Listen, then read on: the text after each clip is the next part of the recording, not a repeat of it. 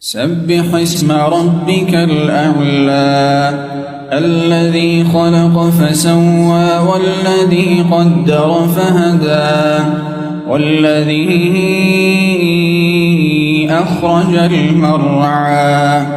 فجعله غثاء أحوى سنقرئك فلا تنسى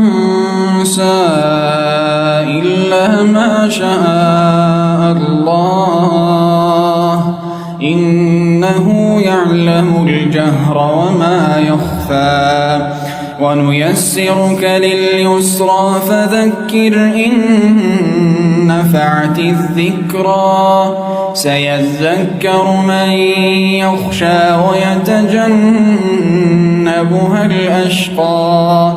الذي يصلى النار الكبرى ثم لا يموت فيها ولا يحيا قد أفلح من تزكى وذكر اسم ربه فصلى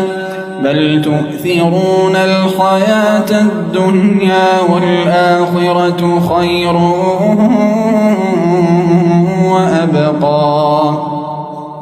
إن هذا لفي الصحف الأولى صحف إبراهيم وموسى.